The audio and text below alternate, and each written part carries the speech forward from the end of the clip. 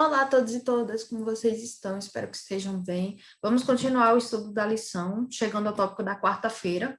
Eu perguntei anteriormente sobre a questão do acordo, como esses dois grupos dos judeus e gentios chegaram no acordo. A pergunta A, ela não traz de fato um acordo, pelo contrário, ela traz uma preocupação que os judeus que foram convertidos ao cristianismo tinham ao ver e conviver com os gentios, porque quando eles se converteram, eles tinham algumas práticas que acabavam entrando em choque com a cultura mesmo dos judeus.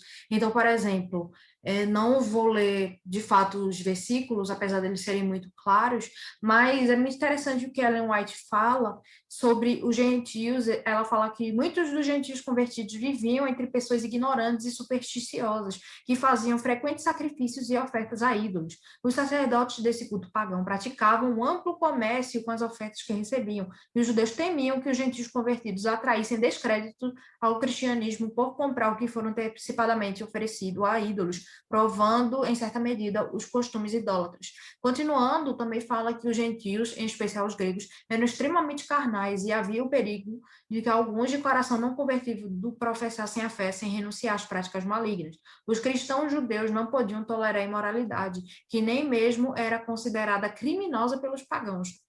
E continua falando sobre vivemos numa época de licenciosidade, os homens e jovens são ousados no pecado. Então, o que dá a entender é que alguns dos comportamentos que os gentios tinham naquela época e que os judeus se preocupavam era, primeiro de tudo, o fato de que os gentios eles faziam comércio com pessoas de todo o mundo e muitos dos itens que eles compravam e vendiam, eles foram sacrificados a ídolos pagãos, e isso poderia dar descrédito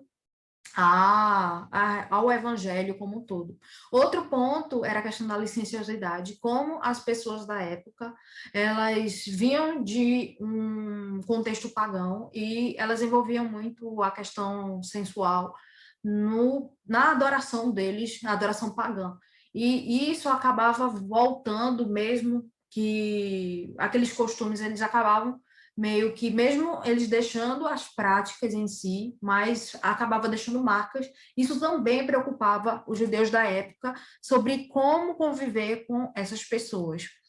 Já a pergunta B, que decisão equilibrada Tiago recomendou? Voltando para Atos, nós vemos que Tiago tomou a palavra e disse: Varões e irmãos, ouvi-me, pelo que julgo que não se deve perturbar aqueles dentre os gentios que se converteram a Deus, mas escrever-lhes que se abstenham das contaminações dos ídolos, da prostituição, do que é sufocado e do sangue. Aqui, portanto, ele não mandou que as pessoas, de fato, abandonassem essas coisas, e se elas não abandonassem, elas seriam excluídas da igreja. Nós vemos que a nota ela fala, né, que Tiago, nesse caso, ele parece ter sido apontado para decidir a questão. E a sentença dele foi que a lei cerimonial, especialmente a ordenança da circuncisão, não devia ser de forma alguma exigida dos gentios, nem mesmo recomendada a eles. Tiago procurou impressionar os irmãos com o fato de que os gentios, ao se voltarem da idolatria para Deus, haviam feito uma grande mudança de fé, o que era preciso muita cautela para não perturbar a mente deles com questões desconcertantes e duvidosas para que não se desencorajassem de seguir a Cristo. Por sua vez, os gentios não deviam seguir nenhum rumo que se chocasse frontalmente com os pontos de vista dos irmãos judeus. Exigia-se deles que guardassem os mandamentos e levassem uma vida santa. Então, havia dois pontos aqui.